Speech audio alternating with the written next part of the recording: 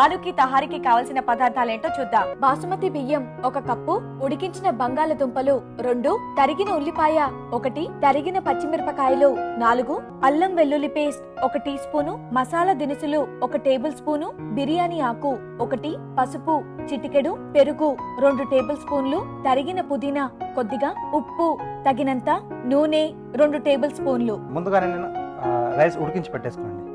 Normal గా ఈ ఆలుకి తహారీ ఏదైతే ఉందో అది పెద్ద ప్రాసెస్, మీరు షార్ట్ కట్ లో చేసే విధానం చూపిస్తున్నారు. ఓకే. సో కొద్దిగా నూనె పోసేసుకుని ఓకే,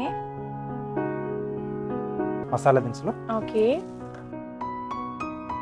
బిర్యానీ ఆకు, ఓకే. సో నార్మల్ గా ఈ ఐటమ్ మీరు ఎక్కువగా కేవ్స్ లో దొరుకుతుంది అని చెప్పేసి అన్నారు కదండి? అవునండి.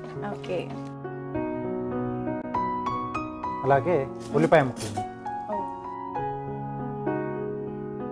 పొడవుగా చీల్చుకున్న పచ్చిమిరపకాయలు, అలాగే అల్లం వెల్లుల్లి పేస్ట్. కాస్త వేగాలి. కొద్దిగా పసుపు అండి, కొంచెం పెరుగు. సో ఇందులో స్పెషాలిటీ పెరుగు అన్నమాట. ఉడికించిన బంగాళదుంపలు ఇలా ముక్కలుగా కట్ చేసి పెట్టుకున్నాం. ఓకే.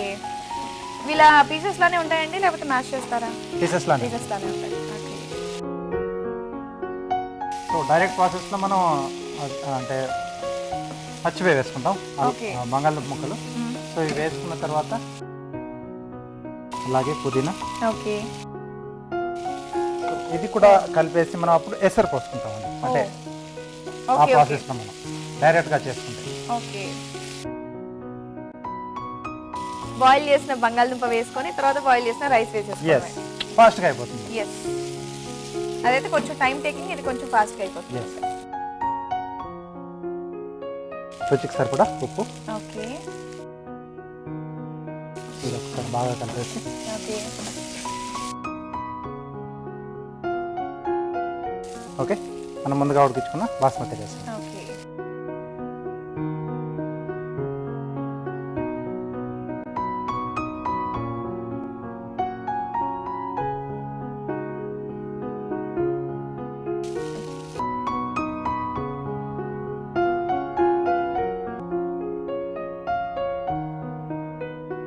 ఓకే అండి.